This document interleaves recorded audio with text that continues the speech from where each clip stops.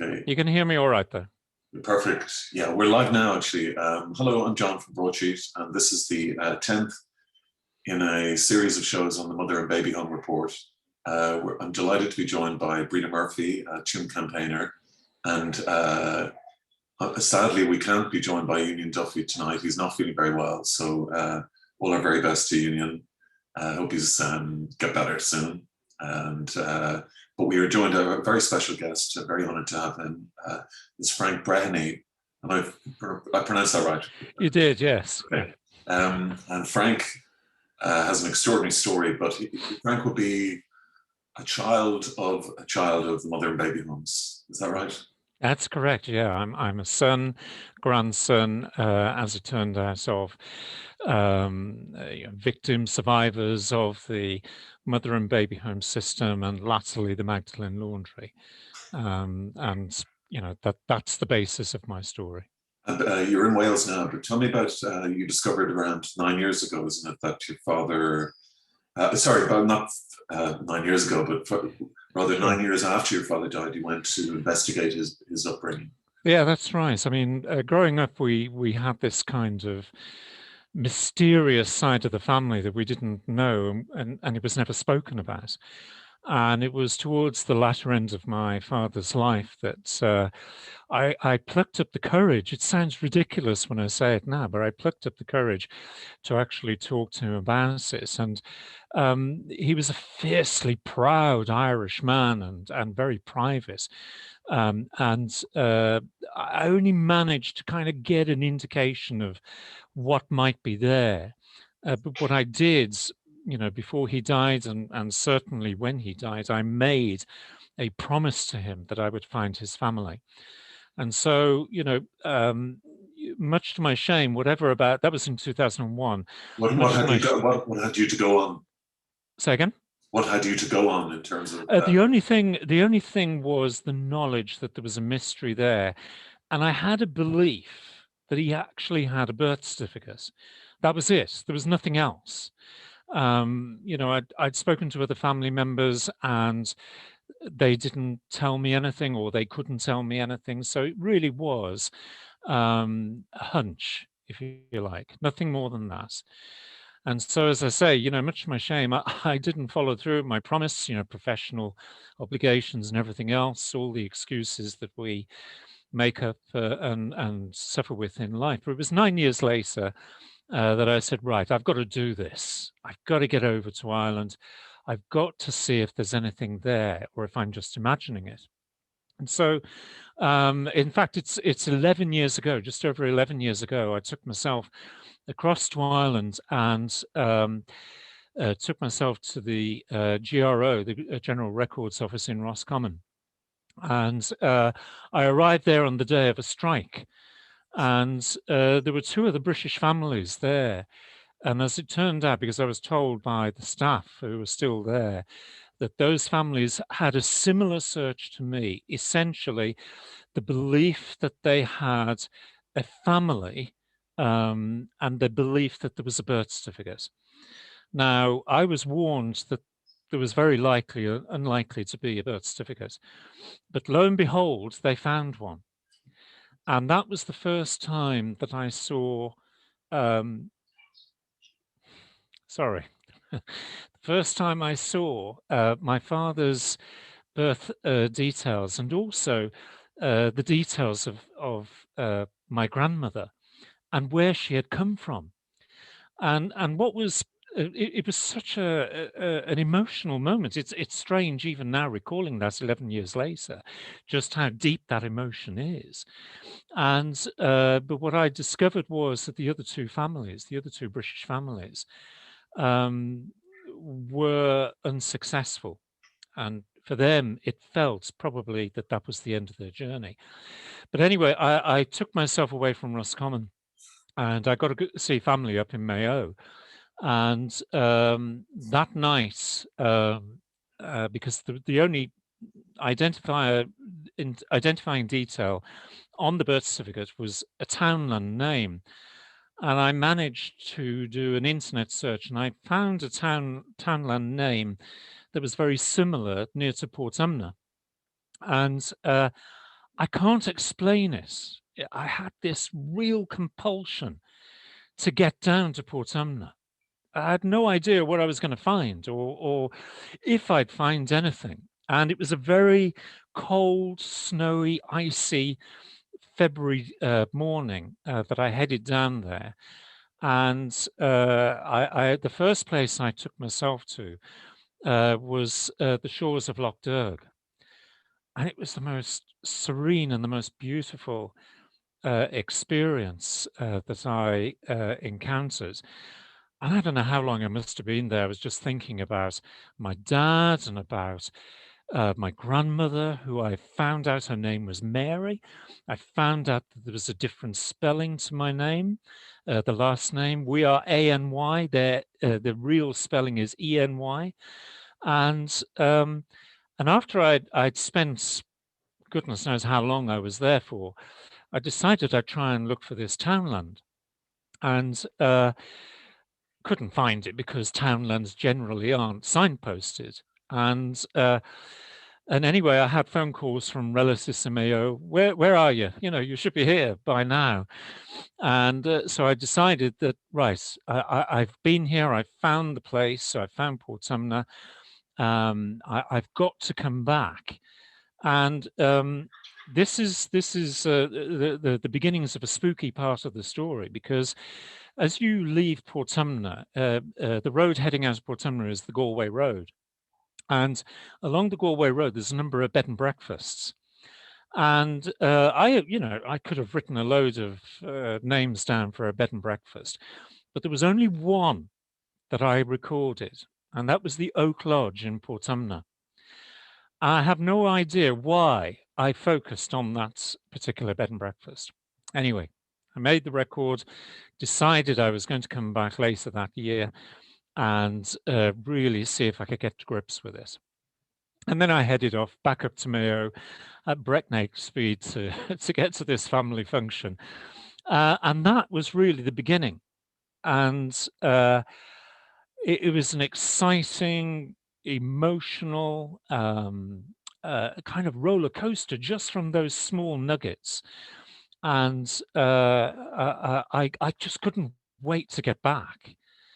And so therefore, I got back to the UK and couldn't wait to tell everybody about it, showing the birth certificate, getting maps, trying to figure it out, doing more research online, trying to understand the background, if you like, because I had the suspicion that he was born out of wedlock, obviously.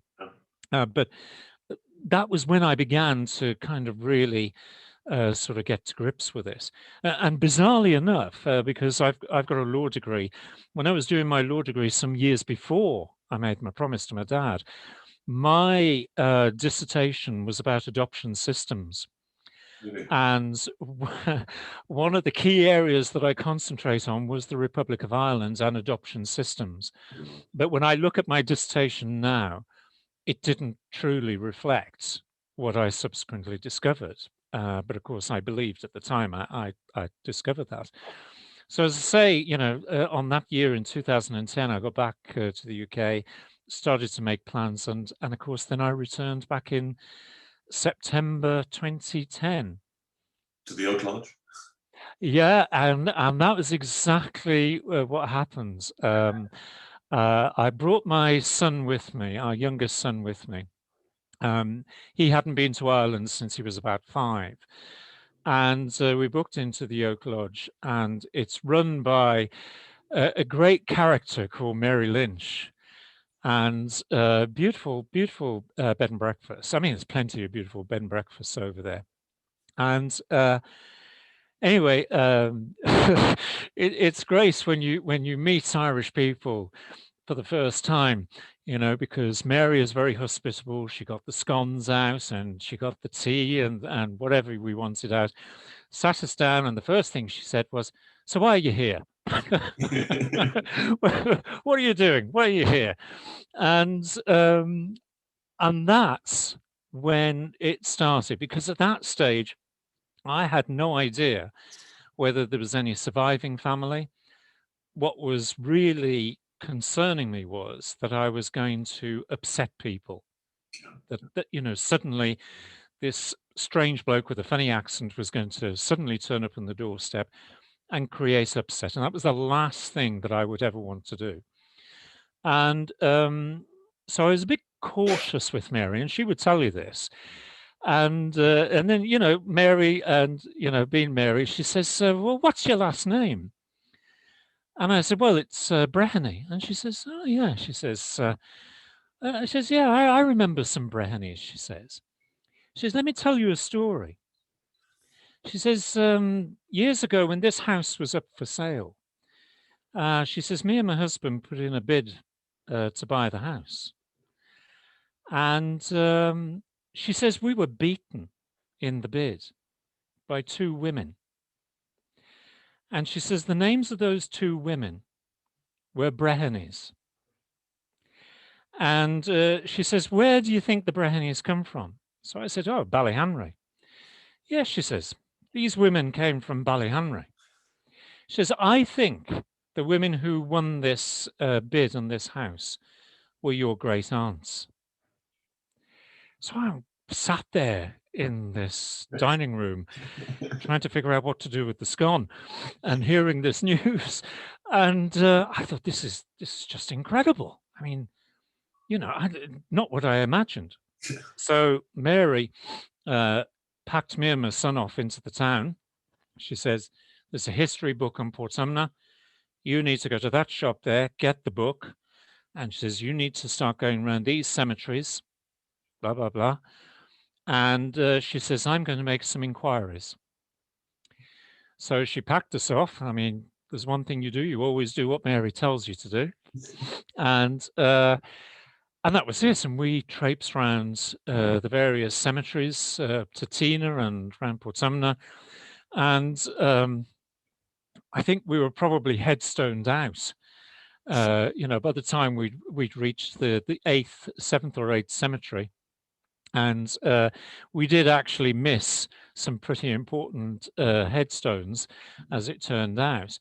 And I think it was probably because we couldn't wait to get back and hear, if indeed these two Breheny women were actually potentially our relatives. So we got back, and Mary was chomping at the bit, I think is the best way to describe it. And she says, "You better sit down." And she says, "Oh, by the way, did you get the book?" "Yes, I got the book. Here's the book, And she says, "Those two women were definitely your great aunts." And she says, "Furthermore, she says, I know some of the names of your family."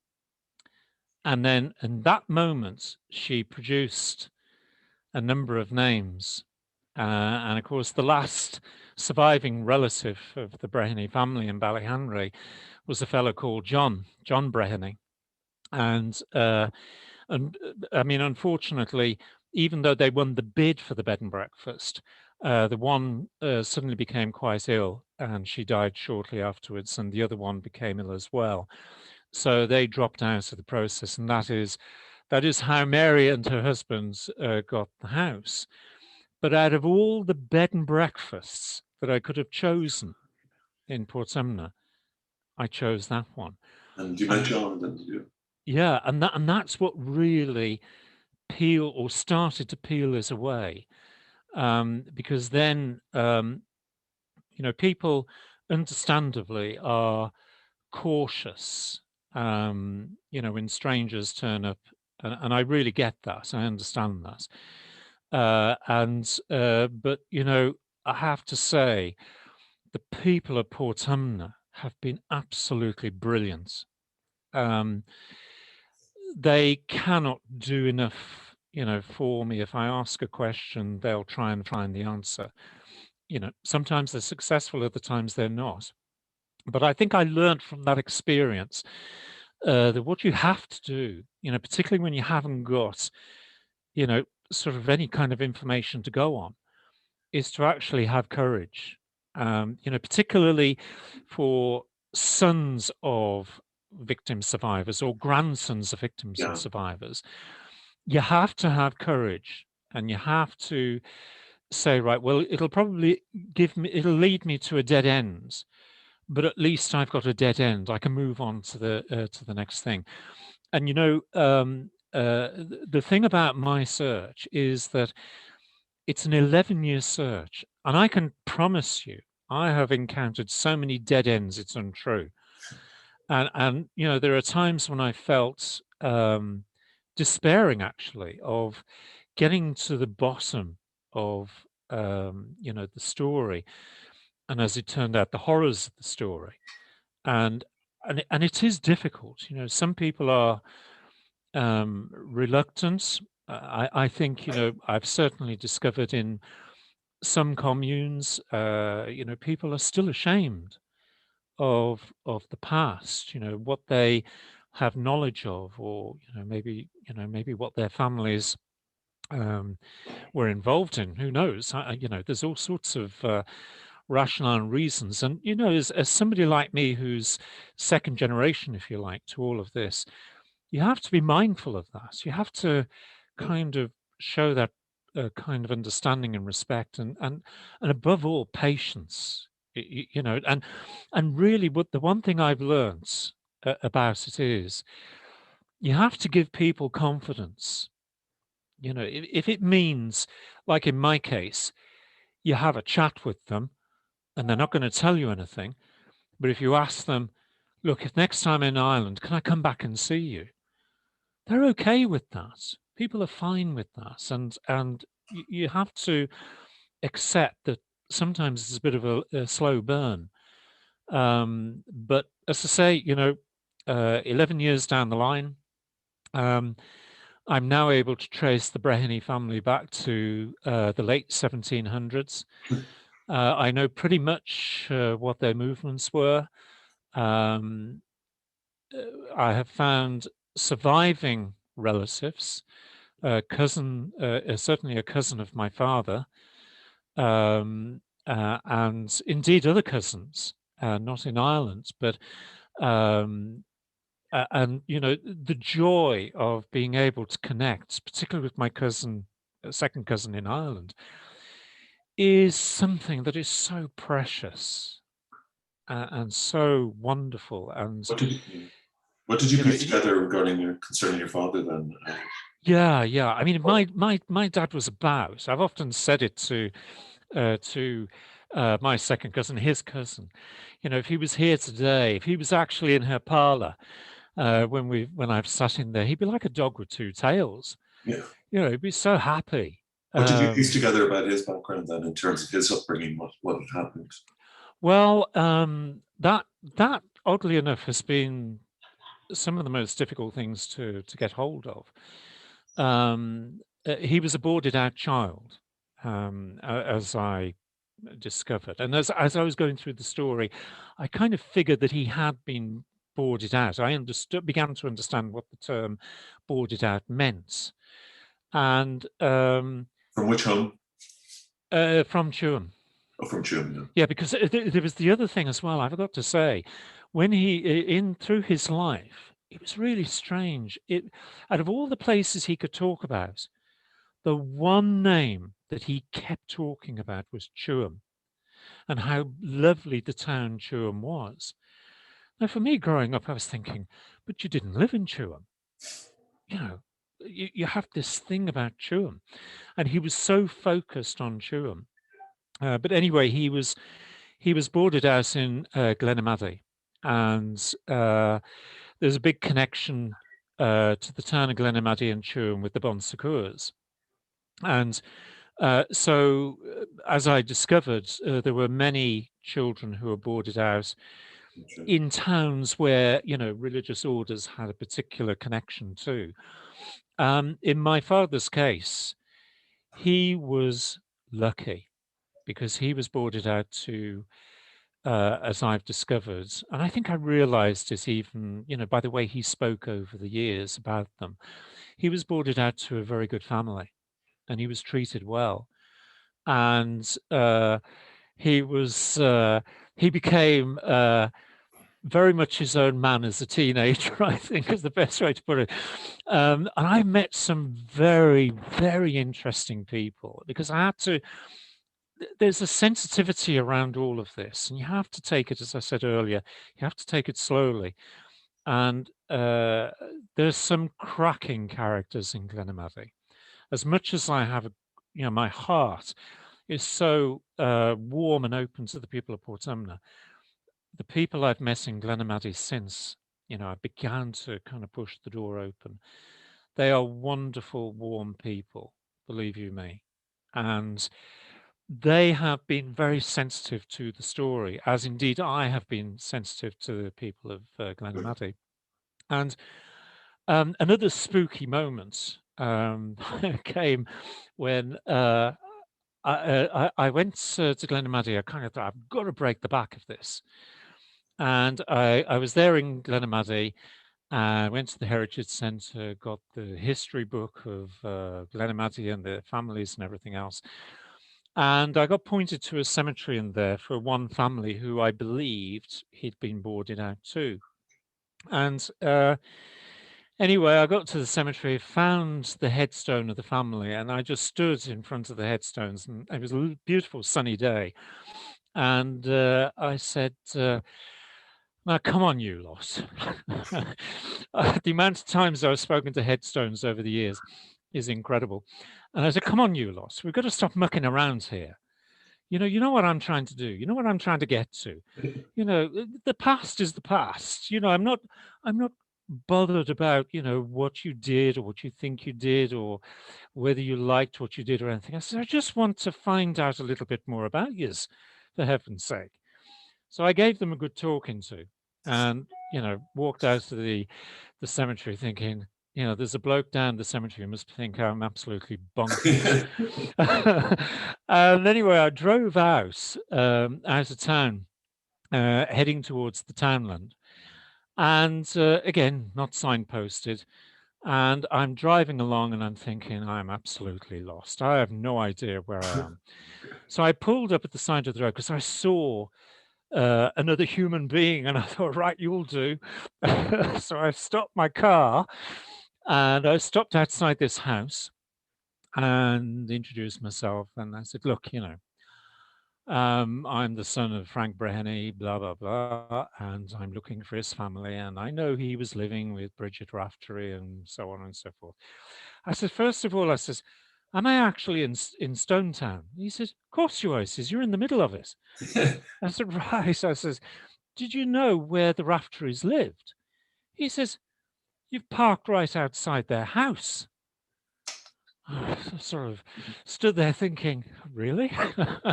I had no idea. And it was just a beautiful house, sort of quite, a nice, I would say, it's been renovated since, but it started off life as a 1940s house. It has the most beautiful, beautiful umbrella tree. I think it's an oak tree in the front garden. Absolutely stunning. Another oak reference. Yeah, exactly. Yeah, there's a connection there. Yeah. And then from that, I was introduced to other people. And I met this guy who was a very lovely, a very humble guy with the most stunning blue eyes you've ever seen in your life. And we sat in his room, and there was about 3 or 4 sods of turf on the fire. And it wasn't a particularly warm day, and I kept wishing that he'd put some more turf on the fire. But anyway, he started to tell me about my dad's life, and because they'd been to school together. That was, when I say went to school together, they only went to school if they hadn't got a job for a local farmer or something like that.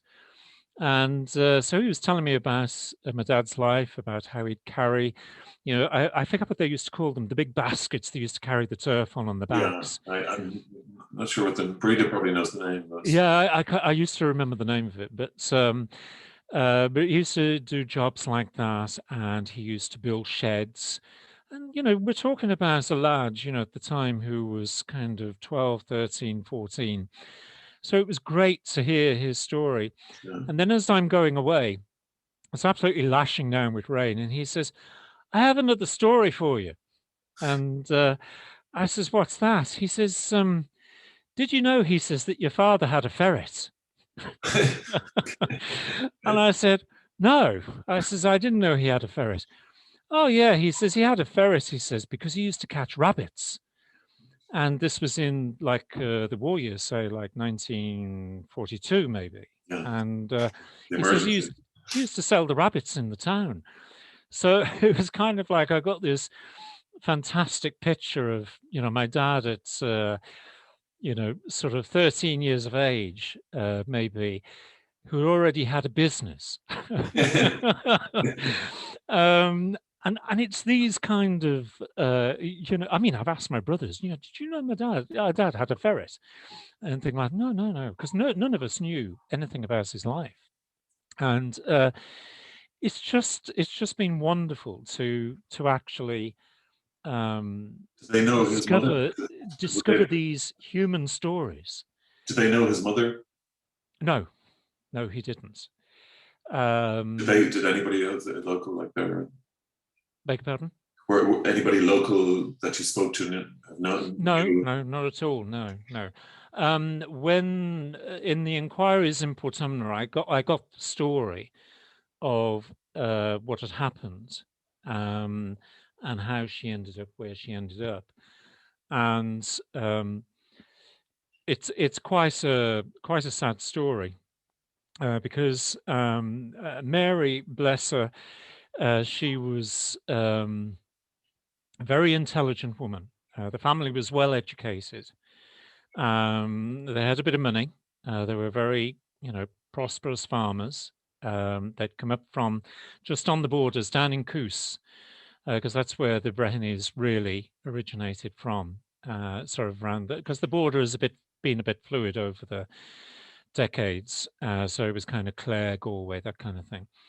But they came up to Port Sumner when the land reallocations took place, and they were very prosperous and did well. And so, one of the important things was that that education was an important part of their lives. And but it was also quite sad, really, because we think that Mary was born down in Coos. But we haven't quite got to the bottom of this part of the story. But her mother, we think, died shortly after childbirth. And of course, at the time, my great grandfather wouldn't have been allowed to, sort of have the three kids on his own. So he was married off to a young lassie, and about sort of 10 months later. And so this poor lassie, she'd inherited three young kids, and of course, then she started to have kids of her own. But anyway, fast forward to Mary's story. She owns a local lad, no more than about 500 meters from the Brehany house, have become quite sweet with one another. And he was a great musician, as it turned out, a great melodeon player, and quite a tall guy by all accounts, and very nice, very well liked. And as the locals have said, they were very sweet on each other, quite clearly loved each other. And, human nature being what it is, they got together, and she became pregnant, and they wanted to marry. And that was refused. And the rest, as they say, is history. And the terrible skara, which I think is the Gaelic word for separation, took place. And Mary was taken away from the home and taken to Tuam. And my grandfather, so my dad's father, had tried to find where she'd gone, and what was happening to her. Anyway, she gave birth to my father in Galway Central Hospital, because I don't think at the time, 1930, there were maternity facilities in Tuam home, or certainly they were very basic if they existed. But I think the norm was that they were taken off to the Central Hospital to face the humiliation, if you like, on the wards. The way people's attitudes were at the time. And so she gave birth to my father in September 1930, and returned to the home, and there they stayed. And on the 14th of January 1932, my grandmother was taken from the home and transported all the way to Dublin and placed into the infamous High Park Laundry in Dublin. And in all, she was incarcerated for 42 years. And there are issues over her death, which, for obvious reasons, at this stage, I don't particularly want to go into, because there are other issues relating to that. But the horror of her death and where she was buried, and the fact that they put a car park over the top of the graves of those women in High Park, and then the subsequent scandal that broke in the 90s, which led to the revelation of what was going on and the shenanigans over the exhumation orders. And of course, she is resting in Glasnevin Cemetery in Dublin there. And that is a subject matter which is currently sort of being looked at. And as I say, I don't want to go into too much detail about that, but essentially, this this woman, my grandmother, had been incarcerated. She was sent to a laundry. She eventually became a seamstress. And that's another story to do with one of my great uncles, and the revelation as I started to do more inquiries in Dublin, because I managed to track down a Garda, so I should say, officer who actually knew where she was.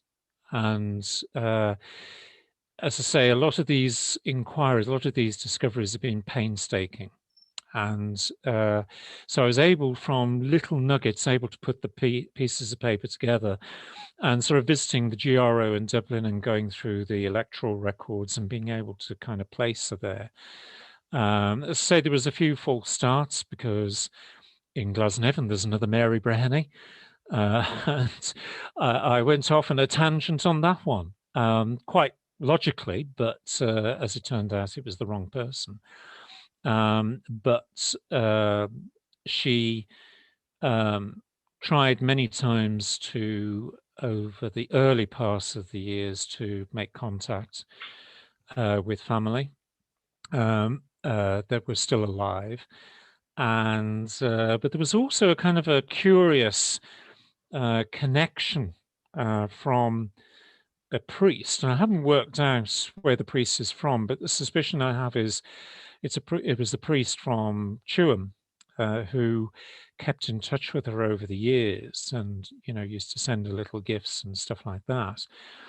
But equally, I've learned a lot about her life in there, and how she, it's almost like a story from Colditz, how she managed to get stuff out. And in fact, here in the UK, there's a woman who's well known, actually, in the Magdalene story, who actually knew Mary, my grandmother, very well. And I actually had the great privilege and honor to meet with her a few years ago. And every time I speak with her, she remembers more and more of the story. And it's just such a delight. And I think this is it. It's a tale of two stories. It's the joy and the delight of discovery. And I think I've been very lucky, and particularly lucky with the help of the great Heritage Centre over at Woodford. There's nothing that those guys won't do for you. But I have been lucky. But equally, it is a lot of door knocking and, sort of, as I said, patience. But then the flip side to that coin is the horror. Yeah. And the realization, like for instance with this mother and baby home report, the talk that only I think it was 2/3 of the children who were born in Tuam survived. Yeah. So it's kind of quite scary when you kind of look at it in that way, to think that he was living in such appalling conditions, and yet he came through it. And Sorry, your father's his father. What was his name? Do you know, or do you? Yeah, I do. Yeah, because it's quite a kind of a strange story, because we found out his name. His name is Patrick Cleary. So really, I should be Frank Cleary, all things considered. And it's quite a joke in our family now, because it depends what kind of day it is. We're either Clearys, or we're a Brehany ENY or a Brehany ANY. And so we have this great delight, and I had the great pleasure of and privilege of being allowed by a farmer who owns the Cleary house, to be allowed into the house and to take away whatever I wanted. And I didn't take much. I took a sod of turf and a couple of bottles, very interesting little looking bottles. But it was quite sad, because Patrick was shunned by people in the locality at the time. But Patrick never, ever forgot um, the love of his life, which was Mary. He never had another relationship again. And he tried to find out, so as I said earlier, where Mary was and what was happening to her. And he did discover that he had a son, but he never had the opportunity to meet his son. So it was, it's quite a kind of a bittersweet kind of set of circumstances. When did he die? Sorry? When did he die, Frank? That was 1978. And this is interesting you just asked me that question, because as kids, I mean, my first conscious holiday abroad, if you like, was to Ireland. And we used to take the boat train up from Birmingham up to Holyhead. It was packed with all the paddies on the platform at Birmingham New Street, would cheer when the train came in. They couldn't wait to get back home. Yeah. And the train was full of Irish men and women, and there was music and fiddles and melodeons playing on card games all the way through the night. And that's the kind of thing I remember, the trip home, because I still think of Ireland. I still think of it as going home. And despite the accent. And but when I've gotten into this story, I thought how sad this whole story is, because the amount of times that I was with my dad or he went across to Ireland, whenever he arrived in Dublin, he was no more than 10 kilometers from his mother. And he didn't know, obviously, and obviously she wouldn't have known, but I do know that she retained a very deep love for her child. She never forgot her child. And at the moment, I'm waiting for some confirmatory documentation from Tusla and other sources, which will kind of piece a few things together that will just really give me, sort of confirmation on different points, but also, give me some more information. And I think that's the key thing. It's like when I discovered that I believed that I had found my grandmother. I was 95% certain it was her. And there was one very famous campaigner there in the Republic was talking to me about it, and she says, "You must be very pleased you found your grandmother." And I said, "Yeah, I am pleased." She says, "You seem a bit hesitant." And I said, "Yes, I am." I said, "Because I've started with the rule that, yeah, it doesn't matter what I find out when I knock on the doors, I have to get that documentary confirmation, Yeah. because that's the only way you can be certain." Yeah. And, I've got shed loads of documents now that confirms everything. And, as I say, I know the Brehanys. I know what the history is basically in the Republic. I know we've got relatives in London. We've got relatives in Northern Ireland. We've got relatives in Connecticut. Yeah. Um, You you did a know, brilliant, Frank. I have to say, a fantastic analysis on the Mother and Baby Homes report today on a podcast that I'm going Thank to you. link in the description. I'm going to get Breeda in here because, but one thing you did point out, that the Yvonne Murphy's report, her on the Archdiocese of Dublin, was also incredibly flawed. Yes, yeah. It was from a it was I just came across it by chance, and it was an article that was written by a barrister called Sweeney, and he was carrying out an analysis not just of the Archdiocese of Dublin report, but also of the operation of the Commissions of Investigation Act 2004. But his concern was primarily that there were clerics who had been subject to the inquiry process, who were, in his view, treated quite badly in terms of process, or indeed a recognition that they may not be actually responsible for some of the misdemeanors that are being claimed. But they had nonetheless willingly, sort of gone before the commission to try and help the commission. Now, I'm a lawyer by trade, and I kind of get what he's saying.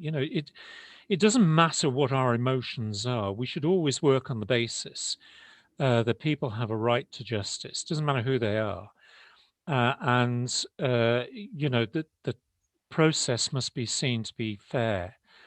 And so, as you quite correctly pointed out, when you read his article, he is quite critical, Yeah. actually, of the way in which that commission conducted itself, and indeed the output of that commission. And bizarrely enough, in fact, I had to check it 3 or 4 times to make sure that, we were talking about the right Murphy. Yeah.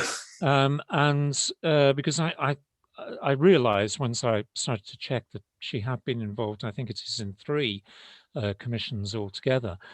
And in fairness to Judge Murphy, she did, and indeed other commission members have had a difficult task. But I think as a comparator, what happened before in the Archdiocese of Dublin, by comparison, doesn't matter what I say, it doesn't matter what my analysis says, is what the general, sort of feeling is about the current Mother and Baby Homes report.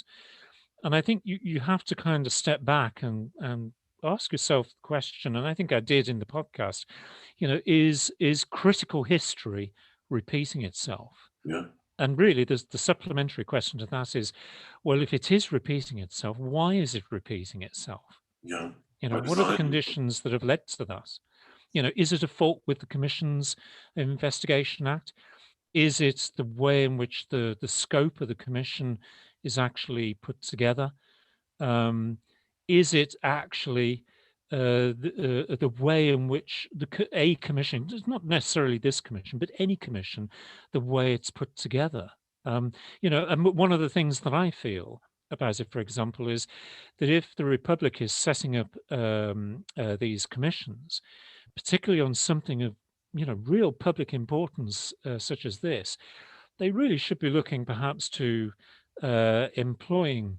I don't mean employing in the real sense of the word, but employing people from outside the Republic. Yeah. And I certainly wouldn't suggest the UK, but certainly outside the Yeah. Republic. There are plenty of jurists and people of high standing, sort of like ex-European Court of Human Rights justices and people like that. This is the kind of caliber that we should be deploying, I think, in these inquiries. Breeda, I think we'll probably agree now that we're incapable of doing these things at the moment, or have been. Would you agree, Breeda? Time for an international. Yeah, I've said that many times. I've said we have shown time and again that we're incapable. And when you think about it, the state were the ones who commissioned this report. And Catherine Connolly said recently on, I think it was Galway Bay FM, that it was almost as though there was a predetermined outcome. So that the report was written to fit a narrative rather than the other way around, and that the narrative would come out through the report. Like the McAleese report. Yeah. And the sad fact being that, where do we go now? There is no commission in place. It has dissolved. And it was, I think, over the past weekend, while the government watched the clock down, they just allowed this to happen. And it's another injustice. And when they talk about it, they now talk about, the tapes have been found. It's nothing really to do with the tape. It's more to do with the fact that, we cannot challenge. How do we challenge? Other than maybe going outside of Europe, but certainly there has to be another way. Frank, as a lawyer, what is your view on that? On what's next for survivors? What can they do? Well, I've seen a lot of rhetoric that suggests that survivors and victim survivors are so disillusioned by this that they won't want to get involved in something like this again. I think that's more of a newspaper narrative. It may be the views of individuals, but I don't actually get a sense of that. I think that if there is an unsatisfied, it doesn't matter what kind of sphere you're working in, if there's an unsatisfied quest for justice, people will gravitate towards a vehicle that will hopefully deliver justice. I've said particularly I said it in October, I also said it again recently in the last week, the Republic, and I'm saying it as an Irish citizen as well, the Republic is facing what I believe in this Magdalene story, the mother and baby home story, basically commissions without end. It just seems to go on. And I have believed for quite a few years now that we really should look to a more international solution. And I think the most ideal platform for that is a Truth and Reconciliation Commission. Yeah, so to be, properly staffed, by key jurists, by key, social scientists, by key historians, and an amnesty on whatever old charges can be brought against people. Well, there is that possibility. I kind of hesitate over that because in any quest for justice, a victim or survivor will always want to look for some kind of sanction against those who have committed an injustice against them. And it's difficult, I think, just in this conversation to decide whether or not some kind of sort of reprieve, if you like. I can't think of the word I want to use, but some kind of way to encourage those who may be the perpetrators of crime, to be seen generally to get off scot-free. It's not a phrase I use lightly, I can assure you. So we have to be very, very careful about that. I suppose where it becomes more critical is, like in any criminal justice system, there are degrees of criminality. And because there are degrees of criminality, there are degrees of approaches to how you deal with that criminality. But I think the most important thing, and I talk about it in the podcast because I think it's a really important point, is, apart from the absolute failure on data and the general data protection regulation, but there is a real need to grasp this point on compellability. Yeah. Because even if you have a kind of a hybrid system where some are given, acknowledgement that they're not going to be prosecuted, but for those with more serious crimes, who are then faced, with serious allegations against them, there is a potential for, I think, to import this compellability argument, actually not just to them, but to everybody who is required to come before a Truth and Reconciliation Commission. Yeah, sadly, we can't even compel the Breeda Murphy to speak out about the report. well, as you, anybody. As you discovered from the podcast, I had quite a good look at this because I was listening to the words of Roderick O'Gorman, the minister, and for the life of me, I couldn't understand why there was no compellability. So, for example, select committees here in the UK, and I've appeared before select committees, they have this thing, where they can send for the person their papers and records.